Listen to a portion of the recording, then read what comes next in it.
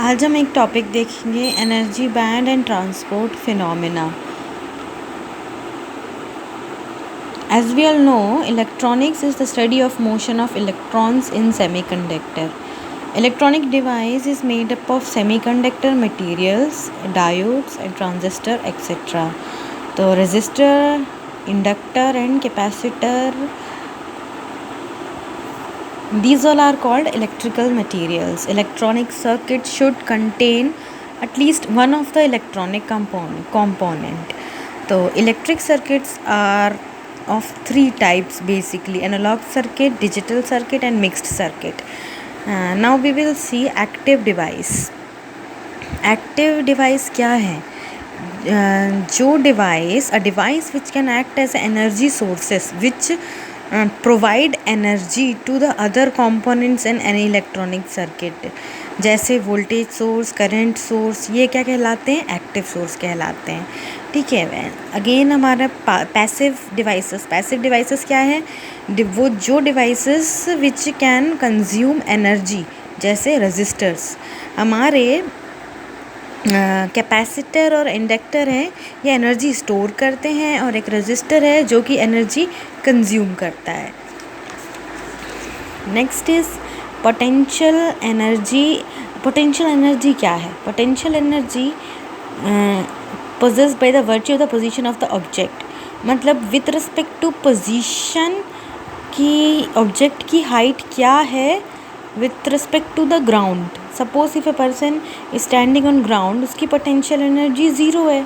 अगर कोई पर्सन किसी पर्टिकुलर हाइट पे खड़ा है तो उसकी पोटेंशियल एनर्जी सपोज h1 है, और ऐसे उसकी वेरी करती है। तो example is mgh. G is the gravity, h is the height and m is the mass of that person. Bohr quantum condition,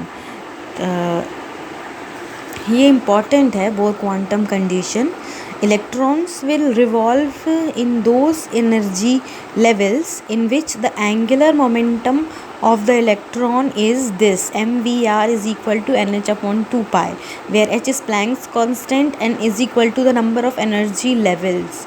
तो इलेक्ट्रॉन्स सिर्फ इन्हीं पोजीशन पे पाए जाएंगे जहाँ पे उसका एंगुलर मोमेंटम ये होगा। Now we will see the classification of materials based on the atomic orbitals, linear combination of atomic orbitals. तो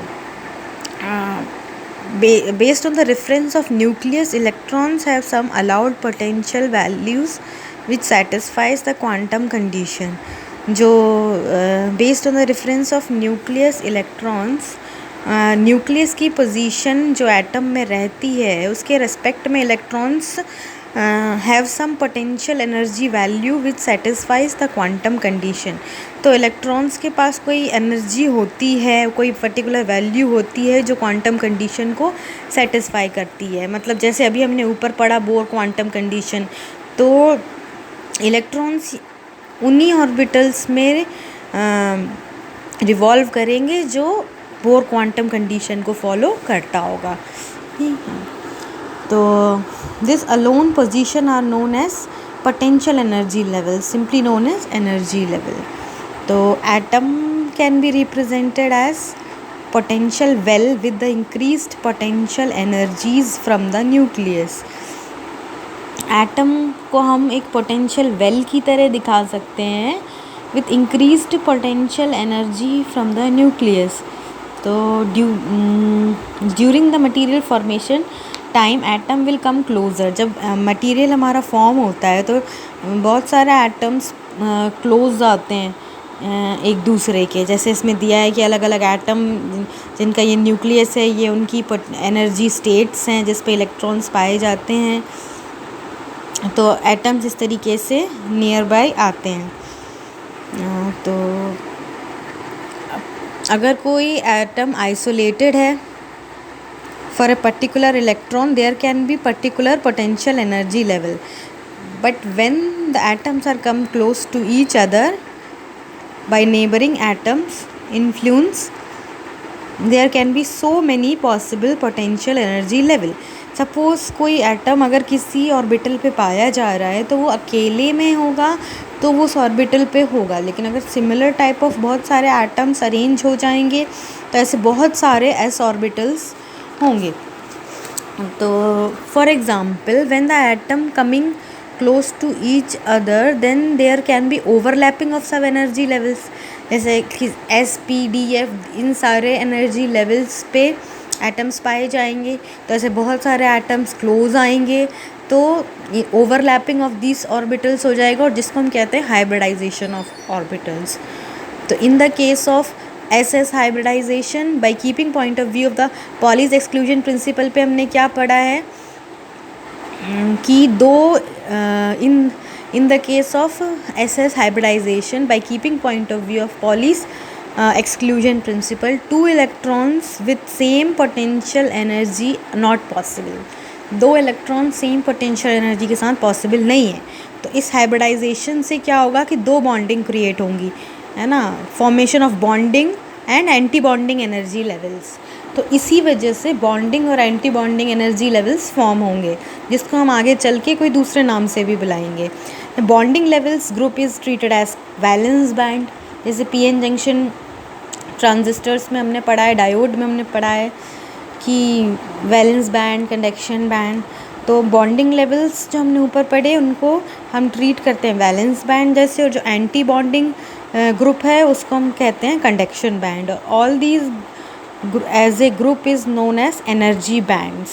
तो देखो ये एक एटम है, दो ये दूसरा एटम है, ऐसे वेल फॉर्म हुआ, ऐसे बहुत सारे एनर्जी स्टेट्स कंबाइन हुए, तो फर्दर आके इसका रिप्रेजेंटेशन यहाँ पे है कि हमने इनमें से इसको एंटी बॉन्डिंग कंसिडर किया, इसको बॉन्डिंग कंसिडर कर लिया, मतलब इसको वैलेंस बैंड कंसिडर कर लिया, इसको कंडक्शन बैंड कंसिडर कर लिया, और ये क्या कहलाएंगे, क्या, energy band diagram. Next is during the material formation band interatomic spacing changes according to which the considerable forbidden energy gap can be formed as shown in the figure below। तो मतलब inter atomic spacing change होती जाती है जिसकी वजह से forbidden energy gap हो जाता है। जैसे हम इस ग्राफ में देख सकते हैं कि यहाँ पर हमारे एनर्जी लेवल्स हैं, यहाँ पे इंटर एटमिक स्पेसिंग है। इंटर एटमिक स्पेसिंग जैसे जैसे आगे बढ़ती है वैसे वैसे फॉरबिडन एनर्जी गैप कम होता है। इनिशियली इंसुलेटर है, फिर सेमीकंडक्टर है, कंडक्टर है, ये तो बाद में फॉर्म होते हैं, लेकिन पहले अगर इंटर एटमिक स्पेसिंग कम होती है तो इंटर एटमिक स्पेसिंग कम होती है तो फॉरबिडन एनर्जी गैप ज़्यादा होता है, इसकी वजह से इंसुलेटर टाइप के मटेरियल फॉर्म होते हैं। अगर इंटर एटमिक स्पेसिंग फर्दर हम बढ़ाएंगे तो आपका फॉरबिडन गैप कम हो जाएगा और सेमीकंडक्टर फॉर्म होगा, सेमीकंडक्टर मटेरियल फॉर्म होंगे। और अगर फर्दर हम बढ़ाएंगे इंटर एटमिक स्पेसिंग तो कोई भी फॉरबिडन एनर्जी गैप नहीं होगा, उस केस में कंडक्टर्स फॉर्म होते हैं। तो conductor is not allowed forbidden energy gap, semiconductor having approximate 1 electron volt forbidden energy gap, और insulator is having approximately 7 electron volt forbidden energy gap। Thank you so much।